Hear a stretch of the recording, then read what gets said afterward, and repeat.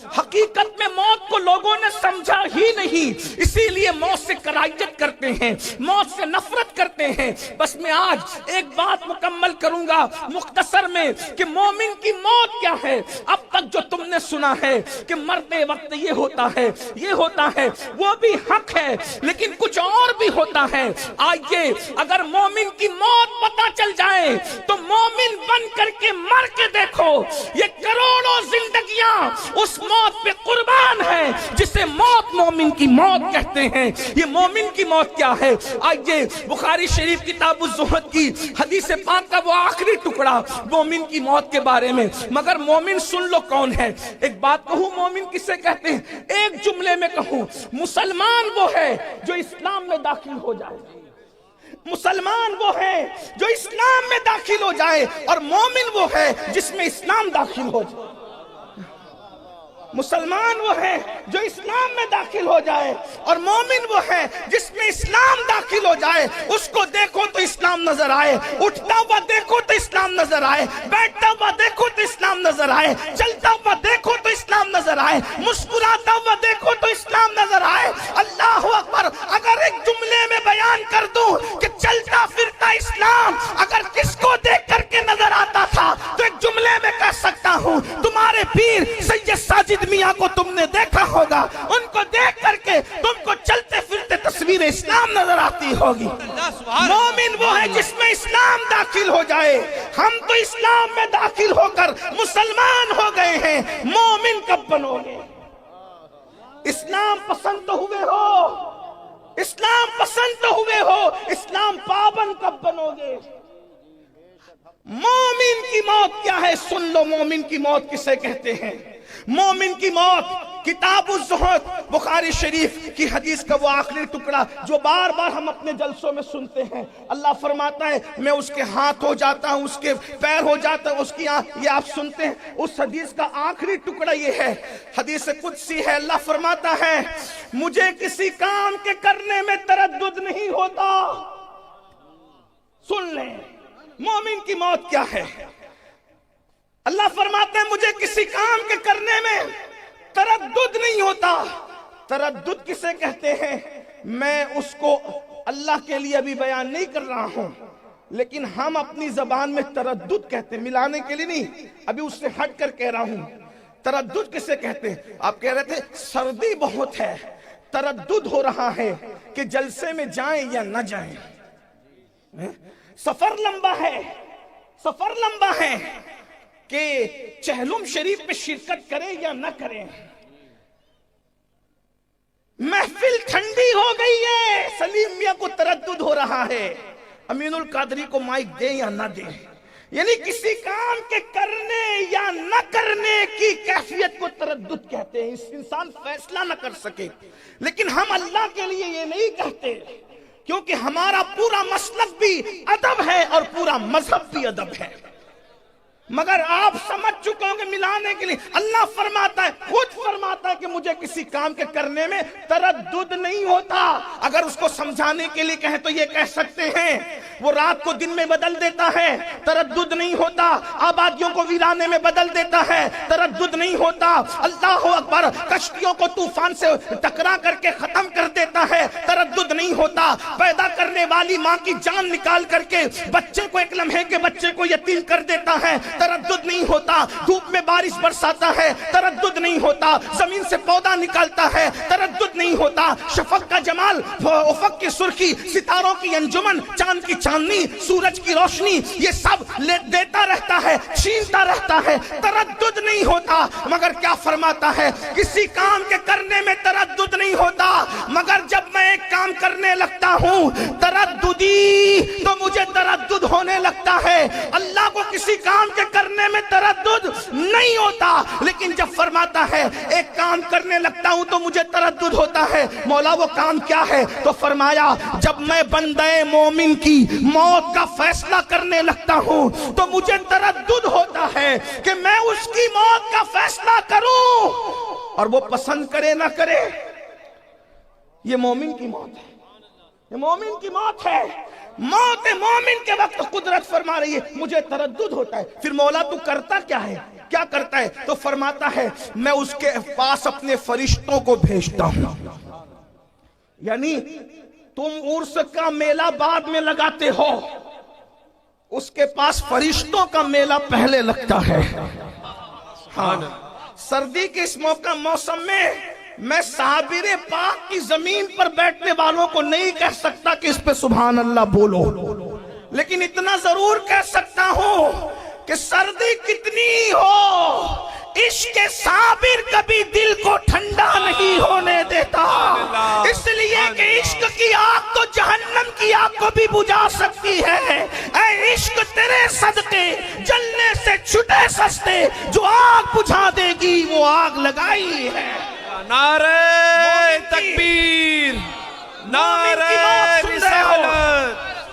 قل شریف کا وقت قریب ہے. مومن کی موت سن رہے ہو، سن لو بس مومن کی موت. اللہ اکبر. اللہ فرماتا ہے میں فرشتوں کو اس کے پاس بھیجتا ہوں.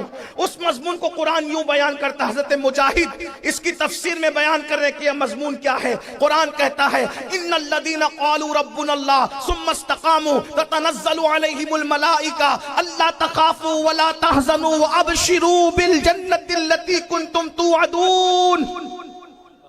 جن لوگوں نے کہا بے شک ہمارا رب اللہ ہے، ثم استقاموا، اور وہ دین پہ ڈٹ گئے، شریعت پر ڈٹ گئے.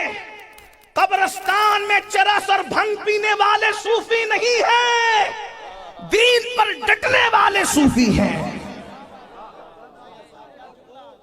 شریعت کا مذاق اڑانے والے صوفی نہیں ہیں، شریعت پر ڈٹ جانے والے صوفی ہیں. ہوا میں اڑنے والے کو ولی ہر ایک کو نہیں کہا جا سکتا، مگر شریعت پر چلنے والے کو ولی قرآن کہتا نظر آ رہا ہے. ثم استقاموا، وقت ہوتا تو ثم استقاموا کی تفسیر بیان کی جاتی، اس کا وقت نہیں، لیکن سنیں ثم استقاموا، جو دین پہ ڈٹ گئے، خدا کو ایک مان کے دین پہ ڈٹ گئے. ابھی تو ہمیں یہ بھی نہیں پتا کہ خدا کے بارے میں عقیدہ کیا ہونا چاہیے، تو ڈٹیں گے کب اس عقیدے پر؟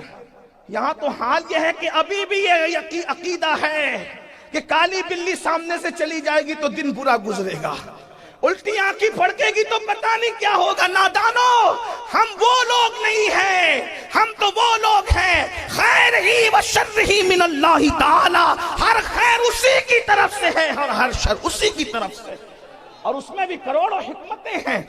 عقیدہ توحید، عقیدہ اسلام، عقیدہ رسالت پہ ڈٹ جاؤ، اس کی الگ تفسیر. تو قرآن کیا کہتا ہے؟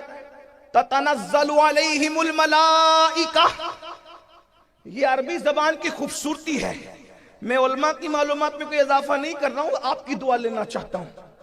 عربی زبان کی خوبصورتی کہ ہر زبان میں واحد ہے اور جمع ہے اور قصہ ختم ہے.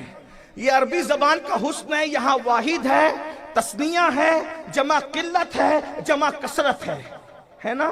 یہ عربی زبان کا حسن ہے. واحد جمع پہ قصہ ختم نہیں ہوتا.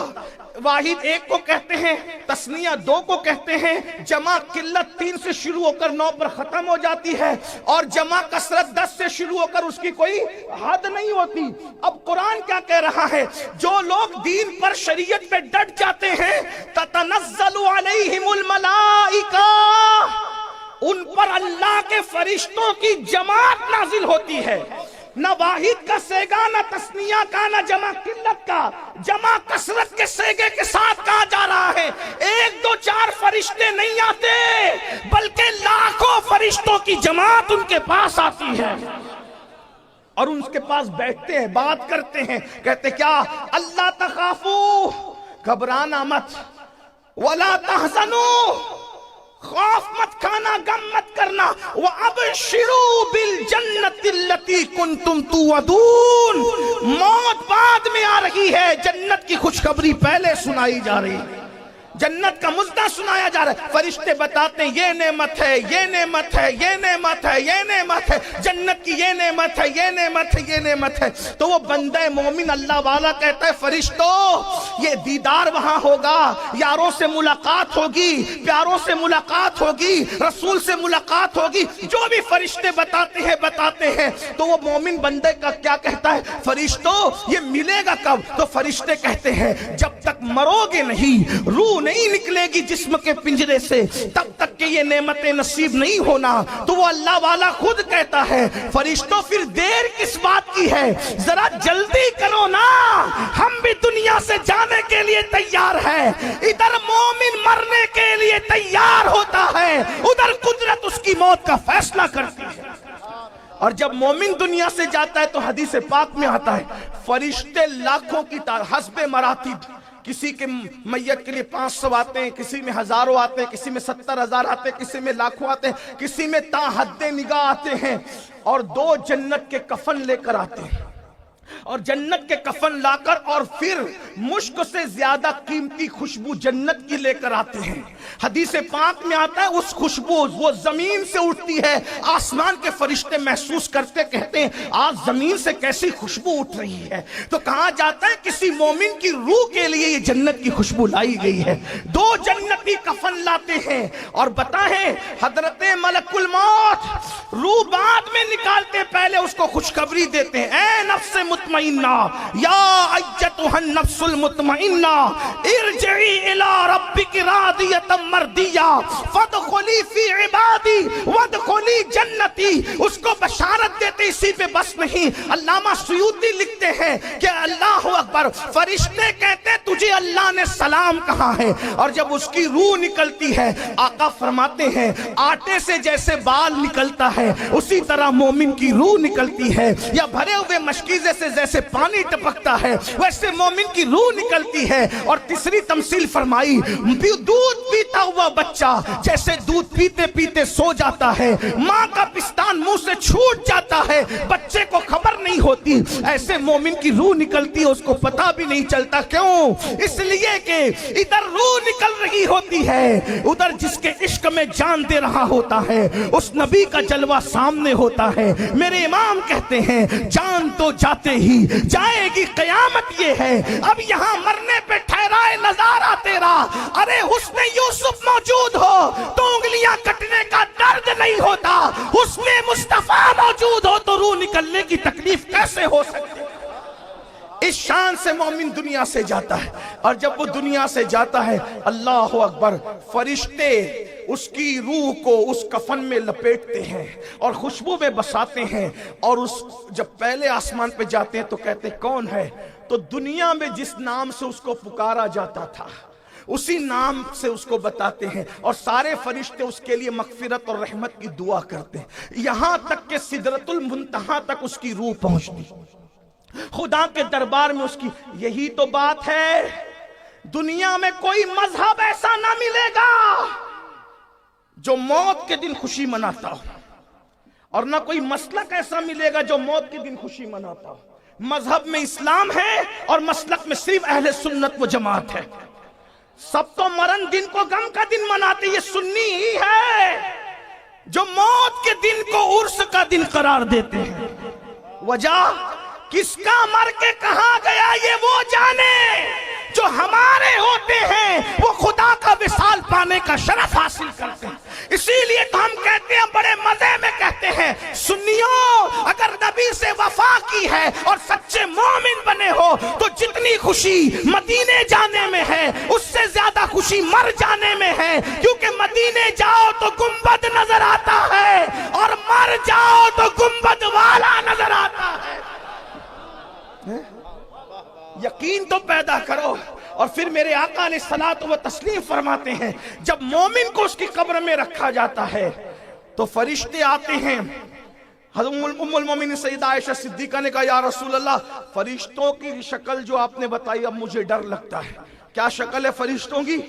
دیگوں کی طرح آنکھیں, شعلے اگلتی ہوئی, ان کے دانت بیل کے سینگ کی طرح, ان کے سر کے بالوں سے لے کے پیر کے ناخن تک بال ہی بال, ان کے ناخن لوہے کے زمین چیرتے ہوئے آتے ہیں, اتنا بڑا ہتھوڑا لے کر کے آتے ہیں.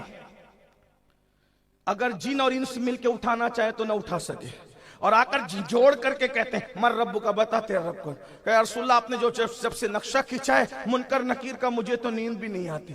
آقا نے فرمایا وہ اوروں کے لیے ہے, جو میرے وفادار ہے ان کے لیے. وہ ایسا نہیں کرتے, وہ ایسا نہیں کرتے, بلکہ ان کی آواز جو سچا مومن وفادار ہوتا ہے اس کو ایسے چنگاڑ کی نہیں آتی، ایسے نہیں آتی اس کو آواز اللہ اکبر. تو کافر ان کے لیے تو کچھ اور ہی ماحول ہے.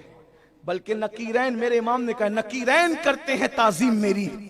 حضور سے اگر وفا کر لو، نکیرین کرتے ہیں تعظیم میری، فدا ہو کے تجھ پہ یہ عزت ملے. بڑی عزت کے ساتھ پوچھتے ہیں ان کے بارے میں کیا کہتے، کن کے بارے میں؟ حضور کی شکل دکھائی جاتی.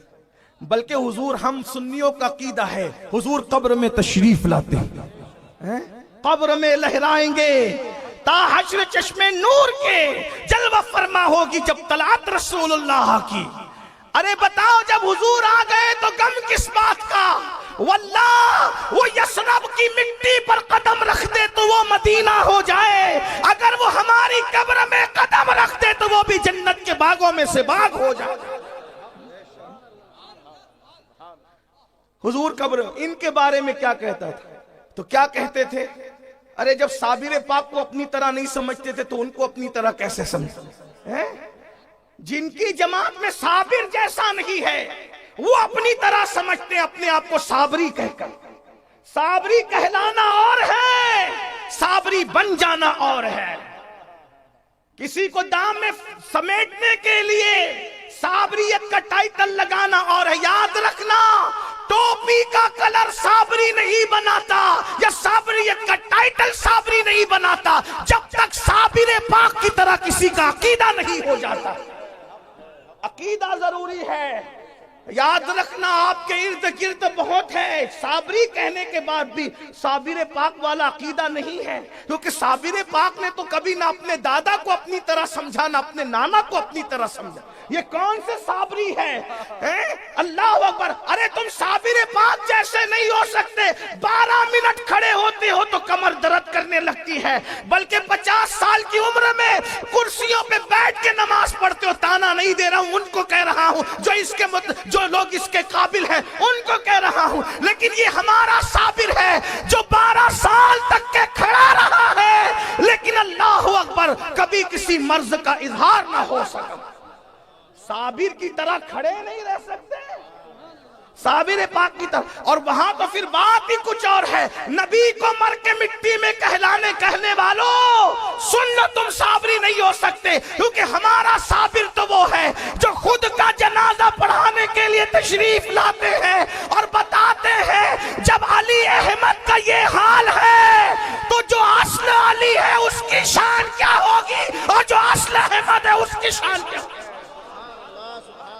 جو نسل میں علی احمد ہے اس کی یہ شان ہے، جو نسل میں علی احمد ہے اس کی شان، جو اصل میں علی بھی ہے اور جو اصل میں احمد بھی ہے ان کی شان کیا ہو. تو زندہ ہے واللہ، تو زندہ ہے واللہ، میرے چشم عالم سے چھپ جان. تو یاد رکھنا جس جماعت میں صابر پاک جیسا نہیں، اس لیے وہ اپنی طرح کہتے. ہم تو نہیں کہتے، ہم تو اپنے پیر کو بھی اپنی طرح نہیں کہتے، ہم تو اپنے مولانا کو بھی اپنی طرح نہیں کہتے، ہم تو اپنے ابا کو بھی اپنی طرح نہیں کہتے. کیوں؟ ہمیں دیکھو تو اپنا آپ دیکھو تو کچھ نہیں ملتا، اور باپ کو دیکھ لو محبت سے تو مقبول حج کا ثواب ملتا ہے. تو جب باپ اپنی طرح نہیں ہے تو رسول پاک اپنی طرح کیسے ہو سکتے ہیں؟ میں کسی کو چھیڑ نہیں رہا ہوں، لیکن یہ کہہ رہا ہوں قبر میں پوچھا جائے گا کیا کہتا ہے، نہیں کیا کہتا تھا. قبر میں تو گنڈوں کی بھی بولی بدل سکتی ہے نا. یہ نہیں کہا جاتا کیا کہتا ہے، اس لیے کہ دیس بدلتا ہے تو لوگ بھیس بدلتے ہیں. جب دنیا میں دیس میں بھیس بدلتے ہیں تو قبر میں نہ بدلیں گے، اس لیے ابھی نہیں کہنا، ابھی کا نہیں. یہ بتا کیا کہتا تھا. بہت بک بک کرتا تھا. مولوی کو تو بحر العلوم کہتا تھا اور نبی کے بارے میں کہتا تھا یہ تو ان پڑھ امی ہے. بتا اپنا مولوی بحر العلوم اور رسول اللہ کے بارے میں امی وہ ان پڑھ. اللہ اکبر.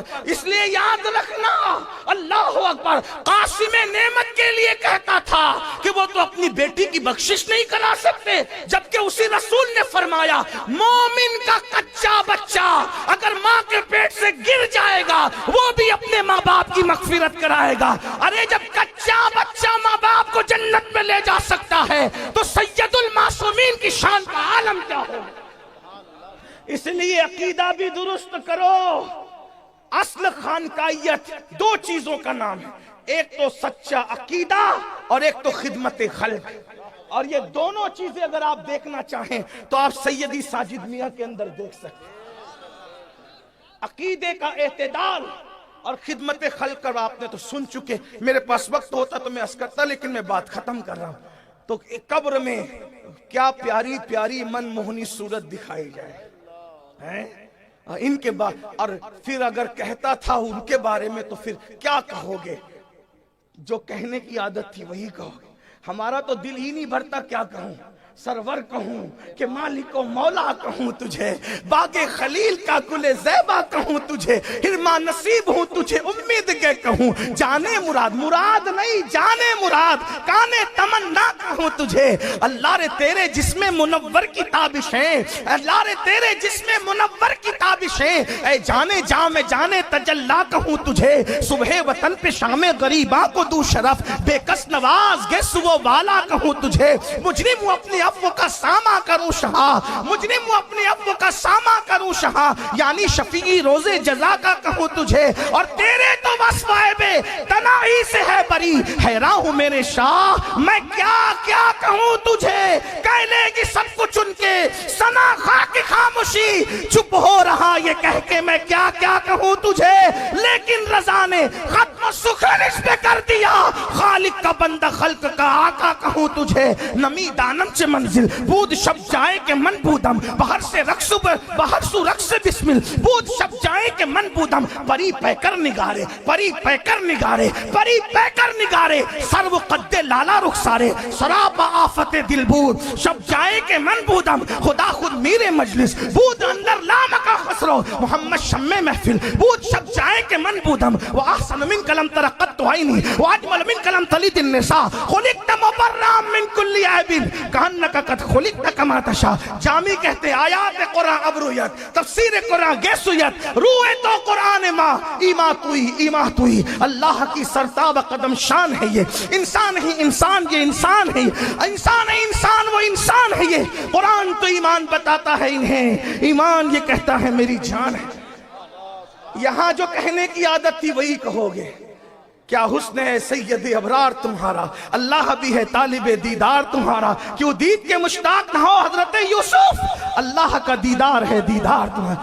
لیکن جب جواب صحیح دو گے تو نقیرین کہیں گے ہمیں یقین تھا کہ تو ایسا ہی جواب دے گا. کیوں؟ بے خبر نہیں تھے، کیونکہ دنیا میں کہتا کیا تھا معلوم ہے. تو پھر کیا کہا جائے؟ تو نے صحیح جواب دیا اس لیے اب تیرے لیے، تو نے صحیح جواب دیا اس لیے اب تیرے لیے جہنم کی کھڑکی کھولی جا رہی ہے. توجہ کر لیں، تو نے صحیح جواب دیا اس لیے تیرے لیے جہنم کی کھڑکی کھولی جا رہی، جہنم کی کھڑکی کھولی جائے گی. کہا اگر صحیح جواب نہیں دیتا تو یہ تیرا ٹھکانہ تھا، اس کو بند کر کے کہا جائے گا لیکن تو نے جواب صحیح دیا اس لیے تیرے لیے جنت کی کھڑکی کھولی جا رہی. پہلے جہنم کی، تاکہ پتہ چل جائے کہ اگر دو نمبری کرتے تو کہاں پہنچتے. سچی عقیدے پہ رہے تیرے غلاموں کا نقش قدم ہے راہ خدا، وہ کیا بہک سکے جو یہ سراغ لے کے چلے. غریب نواز کے عقیدے پہ، غوث پاک کے عقیدے پہ، صابر پاک کے عقیدے پہ، محبوب الہی نظام الدین اولیاء کے عقیدے پہ. بہرحال پھر کیا ہوگا؟ جنت کی کھڑکی کھولی جائے گی. آقا فرماتے ہیں تا حد نگاہ قبر کشادہ کر دی جائے گی. ایک حدیث میں آیا کہ مشرق و مغرب تک قبر کشادہ کر دی جائے گی. ایک حدیث میں آیا کہ 70 گز، یعنی تقوی کے اعتبار سے، عمل کے اعتبار سے، یقین کے اعتبار، جس کا جیسا معاملہ ہوگا تا حد. اور پھر کیا ہوگا؟ فرمایا جائے گا سن لے اب، سن لے اب بھئی یہ نظر ابھی نہ لائے، نظر میاں کہہ رہے لانے دو بھئی میں لوں گا ایسے. نظر لانا بات اچھی لگ رہی ہے وہیں بیٹھو، سنو پہلے. غرور سے منع نہیں کر رہا ہوں، ہم تو صوفیہ کے غلام ہیں بھائی، نظر کیسے منع کریں گے.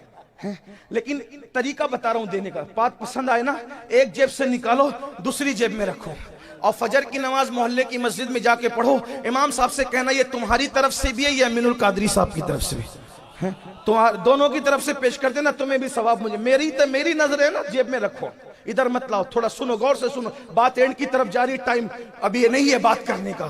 کیا ہوگا؟ تا حد قبر کشادہ ہوگی اور جنت کا بستر لگایا جائے گا. کون سا بستر؟ جنت کا بستر. کون لگائے گا؟ فرشتے لگائیں گے.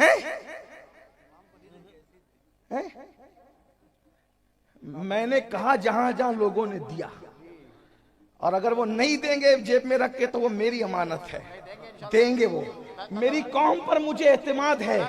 ہاں میاں میرے بھائی سلیم میاں، میرے بڑے بھائی، وہ کہہ رہے ہیں میں کل کو دوں گا، تو وہ دیں گے انشاءاللہ۔ اور سید تو ہوتا ہی دینے والا ہے بھائی۔ ہاں جب شجروں سے سید نہ پہچانے جائیں تو دو چیزوں سے پہچاننا، کیا؟ ایک ان کی سخاوت سے، ایک ان کے اخلاق سے۔ ہاں یاد رکھنا اچھی طرح۔ اللہ اکبر۔ ایک مرتبہ ایک بہت بڑے بادشاہ نے، نام نہیں لوں گا، سیدوں کو قتل کر دیا نقلی سمجھ کر کے۔ بعد میں کسی نے بتایا نہیں وہ تو تیرے چگل خوروں کی چگلیاں تھی، تو نے قتل کر دیا۔ تو اس نے کہا پھر اب کیا کروں؟ کہا معافی مانگ لے۔ کہ معاف نہ کرے تو کہا اصلی ہوں گے تو معاف کر ہی دیں گے نا۔ اس لیے کہ معاف کرنا یہ تو ان کا موروثی معاملہ ہے۔ ہاں نہیں دیکھتے امام حسن نے کیسے کیسوں کو معاف کیا، امام حسین نے کیسے کیسوں کو معاف کیا۔ اللہ اکبر۔ معاف کرنا ان کا اپنا کام ہے۔ ان کے نانا نے نہیں کہا تھا جان کے دشمنوں سے لا تثریب علیکم اليوم، بلکہ کیسا سخی ہوتا ہے سید بتاؤں؟ سیدوں کا باپ سید السادات، امام المشارق والمغارب، حلال مشکلات والنوائب، اخی رسول وزوج البتول، امام علی ابن ابو طالب۔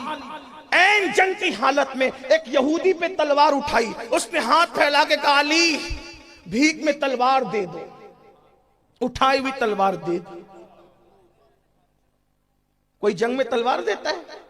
اس نے کہا، میں نہیں کہہ رہا ہوں، اس نے کہا، اس کی بات نقل کر رہا ہوں، اس نے کہا علی معاذ اللہ، یا تو حد درجہ نادان ہے، کوئی دشمن کو بھی تلوار بھیک میں دیتا ہے، یا تو بہت بڑا بہادر ہے۔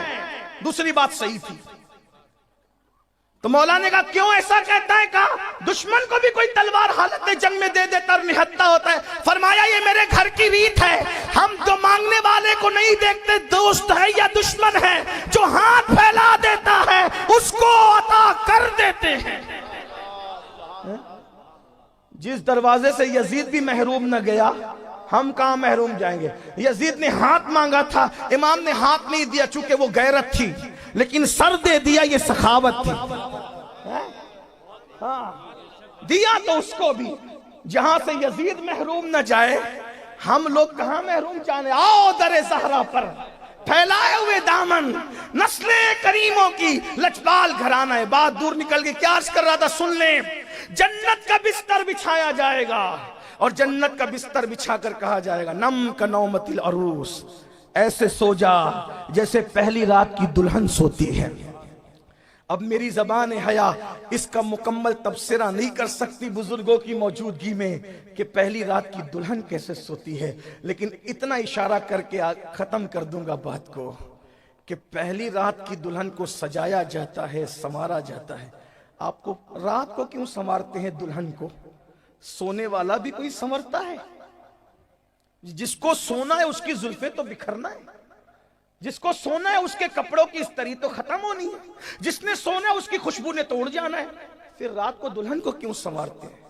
یہ دلہنیں بھی اچھی طرح جانتی ہے، آپ بھی اچھی طرح جانتے ہیں۔ تو مرنے والے کو کیوں سنوارتے ہیں؟ اس نے تو مٹی میں مل جانا ہے۔